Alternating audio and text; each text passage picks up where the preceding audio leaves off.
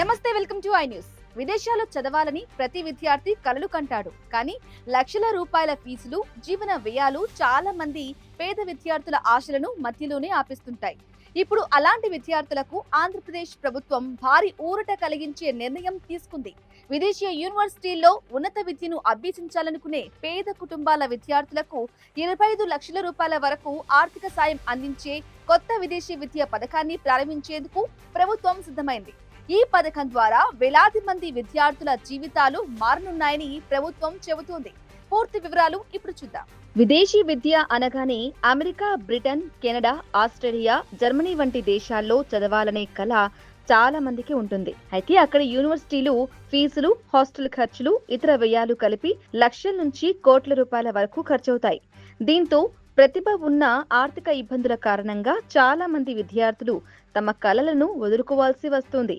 ఈ సమస్యను దృష్టిలో ఉంచుకుని ఏపీ ప్రభుత్వం విదేశీ విద్యా పథకాన్ని తీసుకురావాలని నిర్ణయించింది. సామాజిక సంక్షేమ శాఖ మంత్రి డోలా శ్రీ బాల వీరాంజనేయ స్వామి వెల్లడించిన వివరాల ప్రకారం ఈ పథకం కింద బీపీఎల్ కుటుంబాలకు చెందిన విద్యార్థులకు ఆర్థిక సహాయం అందించనున్నారు. ఎస్సీ, ఎస్టీ విద్యార్థులకు గరిష్టంగా 25 లక్షల రూపాయల వరకు సాయం అందించనున్నారు. బీసీ మరియు మైనార్టీ వర్గాల విద్యార్థులకు 20 లక్షల వరకు ఆర్థిక సహాయం ఇవ్వనున్నారు. ఇక కాపు మరియు ఈబీసీ విద్యార్థులకు 15 లక్షల రూపాయల వరకు సహాయం అందించనున్నట్లు ప్రభుత్వం తెలిపింది.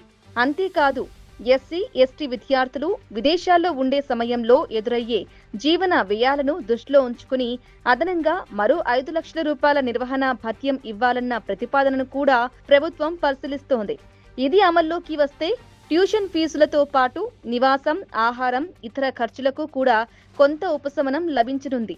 ఈ పథకం కేవలం సాధారణ కోర్సులకే కాదు, పీజీ, ఎంబీబీఎస్, స్పెషలైజేషన్ కోర్సులు, పీహెచ్డీ వంటి ఉన్నత విద్యా కోర్సులకు కూడా వర్తించే అవకాశం ఉంది. ఇక అంతర్జాతీయ స్థాయిలో గుర్తింపు పొందిన యూనివర్సిటీలో అడ్మిషన్ పొందిన విద్యార్థులు ఈ పథకం ద్వారా ప్రయోజనం పొందగలరు.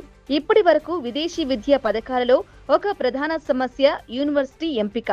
గత ప్రభుత్వ హయాంలో క్యూఎస్ ప్రపంచ ర్యాంకింగ్స్ లో టాప్ 50లో ఉన్న యూనివర్సిటీలకే పరిమితి ఉండేది. దీంతో చాలా మంది విద్యార్థులు అర్హత సాధించినా సహాయం పొందలేకపోయారు.